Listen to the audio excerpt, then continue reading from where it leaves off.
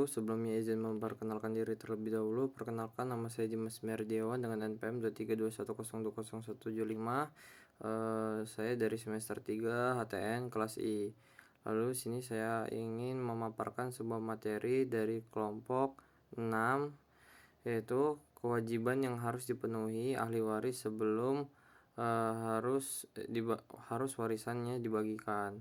Nah, sini dalam kitab undang-undang hukum perdata ada yang mengatur tentang hukum waris, yang mengatur saat seorang meninggal dunia, segala hak dan kewajibannya beralih ke ahli warisnya. Sedangkan dalam hukum Islam masalah warisan ini diatur dalam Al-Quran. Salah satunya yaitu harus diketahui pewarisnya dan ahli warisnya adalah kewajiban yang harus dipenuhi ahli waris sebelum harta warisannya dibagikan. Lalu sini kewajiban ahli waris sebelum harta waris dibagikan yaitu melunasi hutang pewaris. Jika pewaris sakit, biaya rumah sakit harus dibayarkan atau dibayar tunai. Lalu yang ketiga sini membayar pengurusan jenazah. Dan yang keempat, melaksanakan wasiat jika ada wasiat dari pewaris.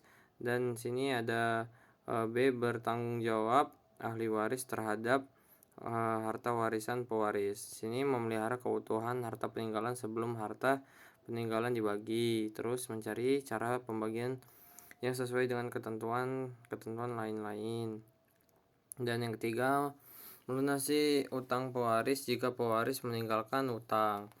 Lalu menurut pasal 913 KUH Perdata, jadi pada dasarnya pewaris tidak dapat mewasiatkan seluruh hartanya karena pewaris wajib memerhatikan legitim porti. Akan tetapi apabila pewaris tidak mempunyai keturunan, maka warisan diberikan seluruhnya pada penerima wasiat. Terus dan pasal 1057 KUH Perdata menolak warisan harus dilakukan dengan suatu pernyataan panitera pengadilan negeri wilayah hukum tempat warisan berada.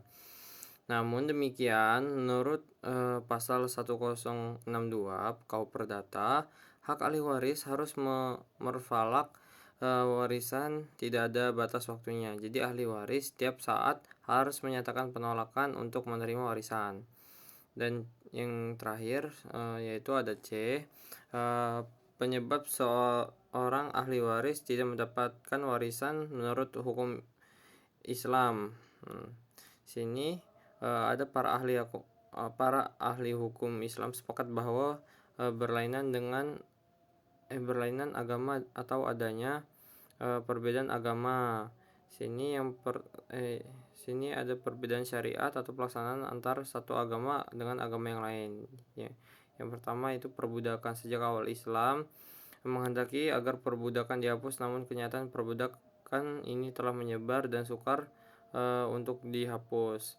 Lalu pembunuhan adalah kesengajaan yang seseorang mengambil nyawa orang lain secara langsung atau tidak langsung. Alasan mendasari mengapa seseorang membunuh terhalang untuk mendapatkan warisan. Lalu sini ada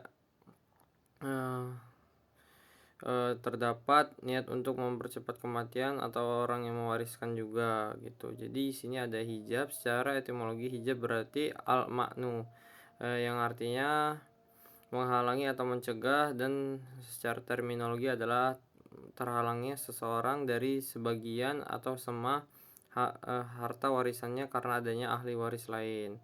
Hijab dapat dibedakan menjadi dua macam, yaitu hijab muksan, yaitu pengurangan hak seorang ahli waris dari bagian besar menjadi bagian yang lebih kecil. Hijab hirman, yaitu tertutupnya atau hilangnya hak seseorang ahli waris untuk seluruhnya karena ahli waris yang lebih utama daripada dirinya. Cukup sekian, terima kasih.